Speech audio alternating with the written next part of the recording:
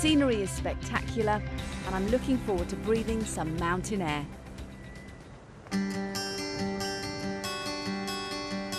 People come from all over Ireland, in fact all over the world, to walk in these epic landscapes. Many are drawn by a desire to connect to the past. They come to listen to men like Michael Gibbons, purveyors of the oral histories that make these mountains so special. Come around the back, yeah. I'm here at huge expense. I'm giving you the privilege. 1755, the Earl Bedford, he was the Lord Lieutenant of Ireland, orders the building of a military road into Connemara, and that's the first road that's built into Connemara. And this is happening just after the suppression of the lords in Scotland, the Gaelic lords there who rebelled, were Jacobites. Remember, the Gaelic lords would have been all watching television here today, watching the inauguration of Prince William. They've been watching them because they're aristocrats. They're not like us. They're aristocratic societies. You mean they're better than us? No, I didn't say better. They're aristocrats. Gaelic societies, highly aristocratic. So is walking quite a popular pastime in Ireland? Historically it hasn't been, but in the last 10-15 years there's more Irish people walking than ever before. We don't have the infrastructure in terms of, there's no walking trails here, so it's all wild walking, so that sort of limits the amount of people. And most people think, well, the hills are for sheep farmers, and why would you bother go up a hill anyway? There's increased interest in it though, as Ireland becomes more urbanised, and an increased awareness of the beauty of the place, which wouldn't historically have been there.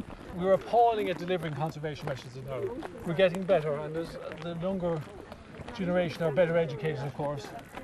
They're more in touch with what's happening globally also. Yeah. It's the city slickers who come and gape at these beautiful views. Well, it's often people whose families may have been originally from mountain areas, yeah, who have that family contact with it, and they would have a much greater appreciation of it. My own family, my father travelled the world working in construction sites. He had a very exaggerated sense of Connemara because he spent all his life out of it. So if you're a shepherd and you've known these mountains all of your life, would you realise how beautiful it was, do you think? Oh, it's not to say that they're not conscious of it, but it's sort of at a subconscious level. You know what I mean? This is their working lives are spent after sheep, chasing sheep. I remember one man one time talking about another farmer who suffered from depression, and he said, banging his fist on the table, he said, how could any man with sheep be depressed? Talking to that little girl earlier, yeah. She said she wants to travel the world, but she'll come back afterwards. Well, that's the thing about Connemara people here. You have, well, some ways it's very traditional. There's the other international side, because they have family ties in Australia, in America, in Britain. You know, there's a tradition of leaving, and the American wake, for example, was the most painful wake here. It's when young people would leave the valley. Yeah. All the teenagers in the house would gather in one house, with music all night, and then they would walk out the door, and that'd be the last time the parents would see them again. As inevitably, most people will not come back once they leave. The story of the American wake really does cut to the bone. Historically, often tragically, the Irish have had to take to the open road. But these are better times, and perhaps by keeping history alive, people like Michael can help persuade the younger generation to remain in the countryside. As you'd expect, a walk like this ends in the pub, and for me it's a chance to catch up with Mary, who gives me some ideas as to why I feel so at home here in Leenane. There's a great warmth to the people. The landscape's always changing, especially here. You can have winter, spring, summer and autumn just come through within an hour.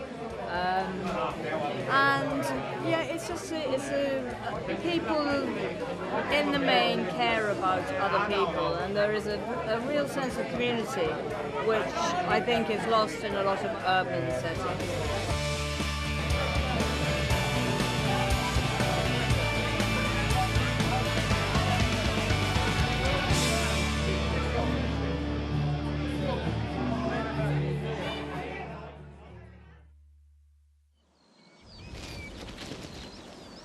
Next day, I wake up feeling fully refreshed.